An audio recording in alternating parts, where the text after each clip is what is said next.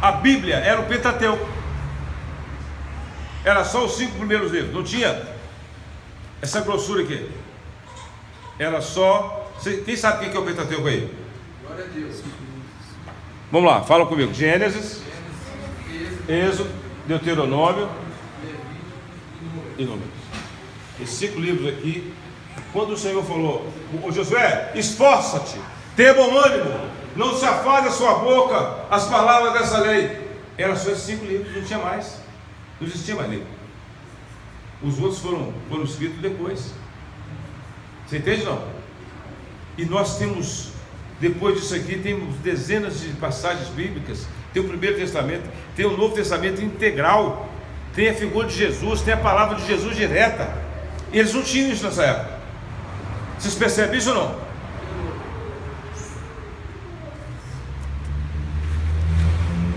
A ordem de Deus para Josué foi ser forte, corajoso para herdar a terra. Mas antes apresentou um meio para essa conquista: fazer e não desviar da palavra, para que fosse bem sucedido. E continuou: falar constantemente, meditar e fazer o que a lei ordenava para fazer, e prosperar no seu caminho. Queridos, a nossa alma tem sede da palavra, e ela deverá ocupar lugar central na vida de cada crente se quiser vitória. O nosso grande problema é desprezar a palavra. Nós empobrecemos espiritualmente e até sendo ponto de interrogação quanto à nossa vida cristã. Também o desvalor ou desprezo pela palavra abre um espaço enorme para o inimigo atacar, agir em nossa vida.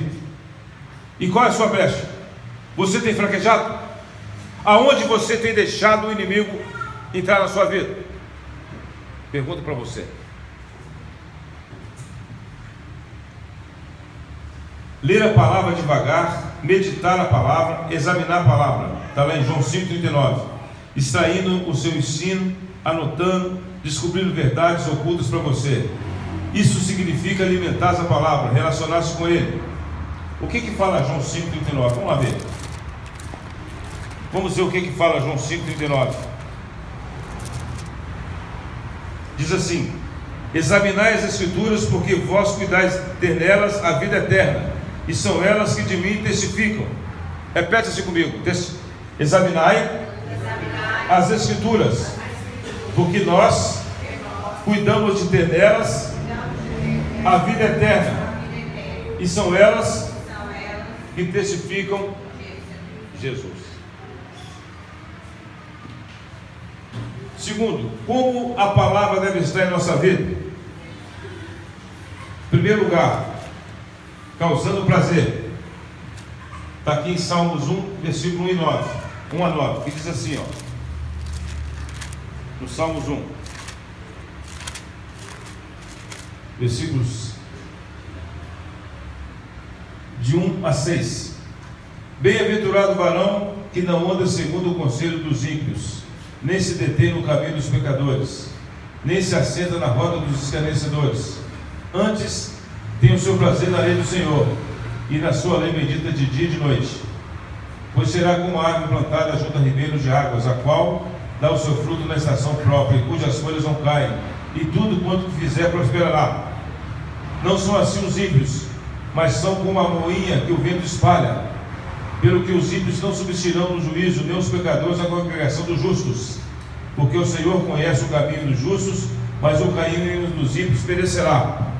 Querido, isso aqui é uma situação seguinte: é uma passagem bíblica na qual o Senhor faz distinção de duas pessoas: o que conhece a palavra e o que não conhece a palavra.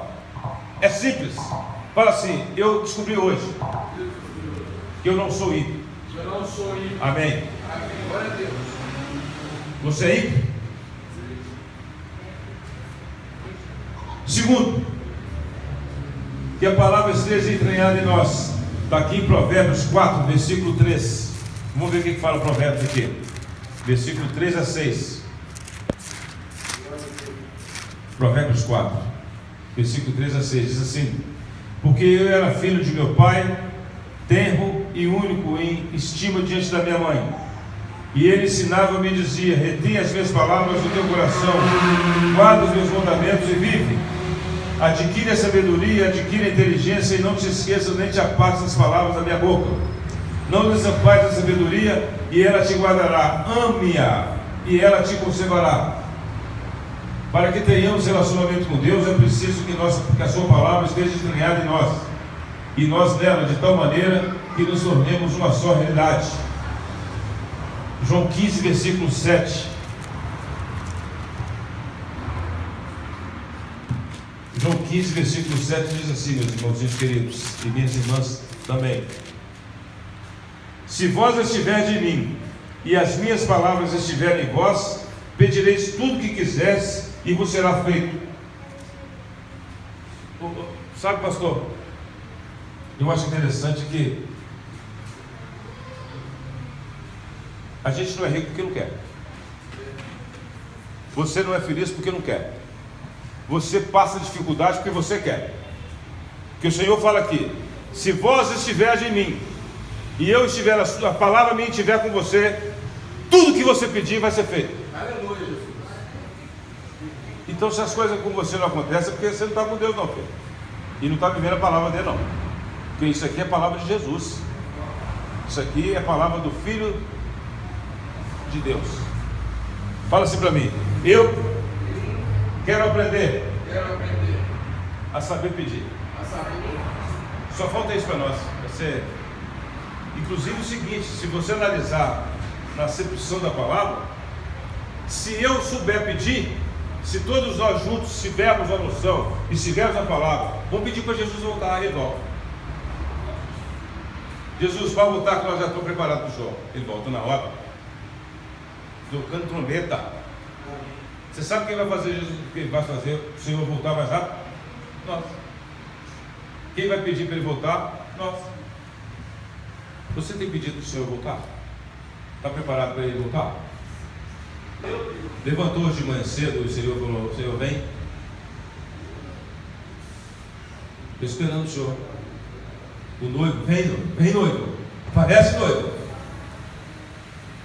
Terceiro, como regra de fé prática, a palavra é bússola que conduz o Filho de Deus até encontrar com o comandante face a face, face a face. Mas precisa ser praticada. Só conhecê-la e não colocá-la a valer na sua vida, de nada vale e nenhum valor tem. Fala assim: eu preciso colocar em prática a fé que eu tenho em Jesus. Conhecer a fé, falar da fé, não viver a fé, não resolve nada. Parte B: eu preciso causar prazer, deixar a palavra entrar em mim, ter ela como regra na minha vida e conhecer ela através do Senhor. Só conheço o Pai que tenho se meditar na sua palavra, sendo um bom conhecedor das verdades eternas. Fala assim: só conheço Deus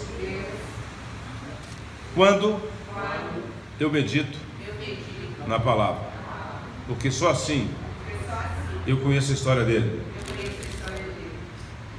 Parte 3: o que fazer para relacionar com Deus pela palavra? Eu tenho que ter 4 passos. Primeiro, eu tenho que ler a palavra, conhecer a verdade, conhecer a nossa regra da fé de vida, o combate por uma causa vitoriosa, eterna, e informações que só a Bíblia pode dar.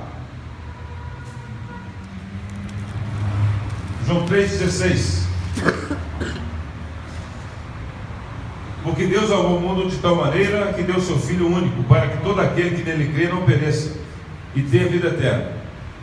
Porque Deus enviou o seu Filho ao mundo para que condenasse o mundo, mas que o mundo fosse salvo por ele.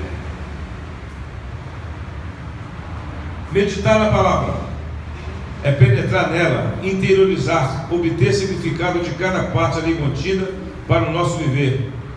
É o equivalente a alimentar-se dela. Se você não alimenta, você fica o quê? Fome. Alguém sabe o que é BO? BO. Vou perguntar de novo: alguém sabe o que é BO? Sem ser boletim de ocorrência? Fala assim: eu estou sofrendo de anemia de BO. Eu estou sofrendo pela falta de leitura que me faz fraco, entre aspas, anêmico, de BO, entre aspas, Bíblia e oração. A nossa vida é fraca, nós somos anêmicos por falta de BO. Nessa ordem. Eu não sei orar porque eu não sei ler a Bíblia. Eu não leio a Bíblia, não tenho vontade de orar, tenho vergonha. É um paradoxo. Quando você, conhecedor da Bíblia, leitor da Bíblia, você quase não é obrigado a orar. Porque a única maneira de falar com Deus é orando. Você entende isso ou não? Fala assim, é um paradoxo. Quanto mais eu leio a Bíblia, mais eu tenho vontade de orar. Quanto menos eu leio a Bíblia, menos eu tenho vontade de orar. Praticar a palavra. Mateus 7, 24. Vamos ver o que fala Mateus 7, 24. Diz assim: todo aquele, pois, que escuta essas minhas palavras e as pratica, assemelhar-lhe-ei ao homem prudente que edificou a sua casa sobre a rocha. E desceu a chuva, e correram rios, e sopraram ventos, e combateram aquela casa, e não caiu, porque estava edificada sobre a rocha. E aquele que ouve as minhas palavras e não as cumpre, compará-lo-ei ao homem insensato que edificou sua casa sobre a areia. E desceu a chuva, e correram rios, e assopraram ventos, e combateram aquela casa, e caiu, e foi grande a sua queda. Se eu não praticar a palavra lida, a minha casa foi construída na areia. Primeira água que vem, derruba. E outra coisa, casa que é construída na areia e fraca, nem pardal quer ficar debaixo dela, viu? Viu, pastor Fábio? Nem pardal quer ficar lá, pastor. Letra D. Memorizar a palavra é muito importante para tempos difíceis, momento em que não temos nas mãos o alimento precioso para preservar e sustentar a fé. Por que você tem que memorizar a palavra?